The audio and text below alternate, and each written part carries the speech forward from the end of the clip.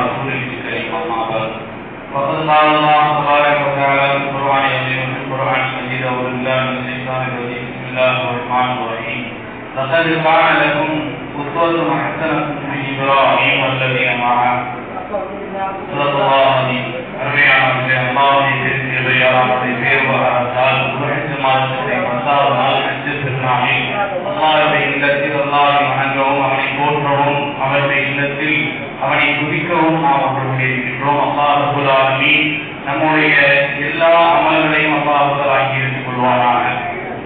அருமையானவர்களே, இந்த நாளினுடைய ஹீரோ கதாநாயகர் யார் என்றால் ஹஜ்ரத் இப்ராஹிம் அலைஹிஸ்ஸலாம். இந்த மாதத்தினுடைய ஒட்டுமொத்த நாட்களும் அவர்களுடைய பெயரை கொள்ளாமல் எந்த ஒரு பள்ளியினுடைய மிம்பரும் நிகழாக நகர முடியாது. ஹஜ்ரத் இப்ராஹிம் அலைஹிஸ்ஸலாம் அவர்கள்தான் இந்த நாளினுடைய இந்த மாதத்தினுடைய கதாநாயகர். ஹஜ்ரத் இப்ராஹிம் அலைஹிஸ்ஸலாம் அவர்களுக்கு என்ன அவ்வளவு பெரிய அந்தஸ்து! கலீலுல்லாஹ் என்ற பட்டம் அல்லாஹ் ரப்பல் ஆலமீன் கொடுத்தார். அவர் என்னுடைய நேசர் என்று அல்லாஹ் ரப்பல் ஆலமீன் சொன்னார். அல்லாஹ்வுடைய பிரியத்தை அடையக்கூடிய, நேசத்தை பெற்றுக் கொள்ளக்கூடிய, அல்லாஹ்விடத்தில் தோழமை உண்டாக்கக்கூடிய அதற்கு இப்ராஹிம் அவர்கள் என்ன செய்திருக்கிறார்கள் என்று நாம் குர்ஆனுடைய செய்தியை நாம் சிந்திக்கின்ற போது அல்லாஹ் ரப்பல் ஆலமீன் சொல்கிறார், இது பால ரப்புஹு அஸ்லி, நீ வழிபட்டு விடு, சரணடைந்து விடு என்று அல்லாஹ் சொன்ன மாத்திரத்தில் எந்த ஒரு யோசனையும் இல்லாமல், தாமதிக்காமல், தள்ளி போடாமல் ஹஜ்ரத் இப்ராஹிம் அலைஹிஸ்ஸலாம் சொன்ன வார்த்தை அனைவருடைய இரத்தகனுக்கு அடிபட்டு விட்டேன். அடிபட்டு விட்டேன் என்பதனுடைய பொருள் என்ன தெரியுமா? ஹஜ்ரத் இப்ராஹிம் அலைஹிஸ்ஸலாம் சொன்னதனுடைய பொருள், என்னுடைய மனைவி மக்களை வேண்டுமானால் உன்னுடைய பாதையை நான் தியாகம் செய்கின்றேன், என்னுடைய உயிரை வேண்டுமானால் உன்னுடைய பாதையை நான் தியாகம் செய்கின்றேன், என்னுடைய செல்வம் அனைத்தை வேண்டுமானாலும் நான் உனக்காக இழக்க தயாராக இருக்கின்றேன், என்னிடத்தில் உன்னை முழுமையாக ஒப்படைத்து விட்டேன் என்பதுதான் பொருள். அவருடைய வாழ்வில் அது எல்லாம் நடந்தது. அவருடைய செல்வத்தை அல்லாஹ்வுக்காக இழந்தார்கள், அவருடைய பிள்ளைகளை இழக்க முன்வந்தார்கள், அவருடைய குடும்பத்தை விட்டு பிரிந்து வாழ முன்வந்தார்கள். எல்லாம் அவருடைய வாழ்க்கையில் நடந்தது.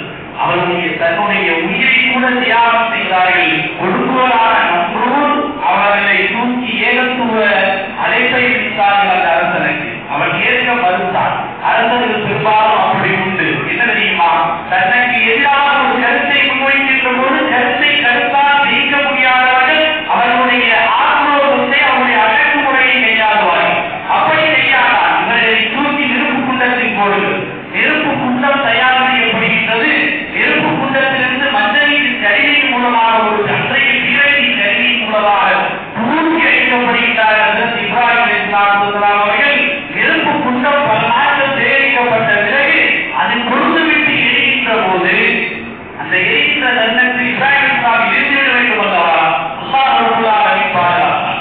அவர்கள் கையும் காலும் கட்டப்பட்ட சங்கிலி, இரும்பு சங்கிலி, அது எரிந்தது, அது குறுகியது, அது நெருப்பாகத்தான் இருந்தது. ஆனால் இப்ராஹிம் அலைஹிஸ்ஸலாம் அவர்களுக்கு மட்டும் அது புரியாம போனது. யார் ஒரு பூமி பருவமக்களாக இப்ராஹிம், யார் ஒரு நெருப்பை நீ ஒரு காலமானதாக குளிர்ச்சி தரக்கூடியதாக இப்ராஹிம் அவர்களுக்கு மாறிவிடு என்று அல்லாஹ் இந்த கட்டளை முழுமையான நெருப்பு இப்ராஹிம் அவர்களுக்கு மட்டும் மாறியது. மற்ற இடங்களிலெல்லாம் நெருப்பாக அல்லாஹ்வுடைய பெரிய வல்லமை அல்லாஹ் கொடுத்தான். அவர் இறந்து போயிருப்பார், கட்டையால் போயிருப்பார் என்று காண ஆவலோடு வந்திருந்த மக்கள் எல்லாம் நெருப்பு குண்டத்தில் இருந்து பல நாள் ஒரு வாரம் கழித்து வெளியே வந்த இப்ராஹிமை பார்க்க வெகு திரளாக திரண்டு நின்றார்கள் மக்கள். வெளியே வந்தார்கள். இப்ராஹிம் அலைஹிஸ்ஸலாம் எனக்கு வழிவிட்டு இந்த ஊரில் நான் வாழ்வதற்கு இந்த ஊர் தகுதியில்லை என்று சொல்லி வெளியே வந்தார்கள். இப்ராஹிம் அலைஹிஸ்ஸலாம் என்ற கருத்தையும் குர்ஆனின் வாயிலாக நாம் வாழ முடியும். இப்ராஹிம் அலைஹிஸ்ஸலாம் அவரிடத்திலிருந்து இந்த உம்மத்து பெற வேண்டிய படிப்பினை பல உண்டு. ஒரு சிலை வணக்கத்திற்கு எதிராக ஒரு இளமையான இப்ராஹிம், ஒரு இளைஞரான இப்ராஹிம் எப்படி ஒரு அடக்குமுறையை நிறைந்த ஒரு அரசாங்கத்திற்கு எதிராக போட்டினார் என்று இந்த இளைஞர்கள் படிக்க வேண்டிய படிப்பினை. ஒரு செல்வந்தர் அல்லாஹ்வுக்கு முன்னால் செல்வத்தை எப்படி தியாகம் செய்ய வேண்டும் என்பது ஹஜ்ரத் இப்ராஹிம் அலைஹிஸ்ஸலாம் அவரிடத்திலிருந்து எடுக்க வேண்டிய படிப்பினை. ஒரு குடும்பத்தார்கள், ஒரு குடும்பத்தின் தலைவர், ஒட்டுமொத்த குடும்பம்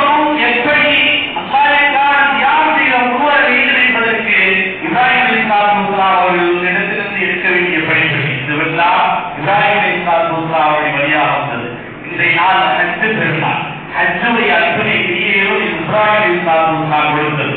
இன்றைய நாம் நிறைவேற்றப்படக்கூடிய குர்பானி அதுவும் ஹஜ்ரத் இப்ராஹிம் அலைஹிஸ்ஸலாம் இடத்தில் வந்தது.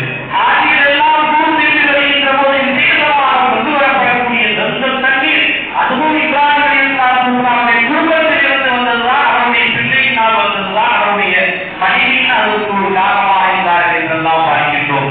அத்துணையும் இப்ராஹிம் அலைஹிஸ்ஸலாம் அவர்களுக்கு அந்த பெருமை அல்லாஹ் புரிந்தார். இப்ராஹிம் அலைஹிஸ்ஸலாம் அவரிடத்திலும் அவர்களோடு இருந்த அவருடைய குடும்பத்தாரிடத்தில் உங்களுக்கு அழகிய முன்னுதாரணம் இருக்கின்றது. அதை எடுத்து பற்றி கொள்ளுங்கள் என்று அல்லாஹ் புரிந்தார். அல்லாஹ் இப்ராஹிம் அலைஹிஸ்ஸலாம் அவருடைய போன்ற தியாக உணர்வும் மார்க்க உணர்வோடு வாழக்கூடிய தௌஃபீக்கை வல்லரஹ்மான் நமக்கு தந்தல் புரிவாராக. ஹஜ்ரத் இப்ராஹிம் அலைஹிஸ்ஸலாம் அவர்களோடு நாளை சொர்க்கத்தில் வாழக்கூடிய பெரும்பேற்றினை வல்லரஹ்மான் உனக்கும் உங்களுக்கும் எனக்கும் எல்லா முஸ்லிம்களுக்கும் தந்தல் புரிவாராக. ஆமீன் ஆமீன்.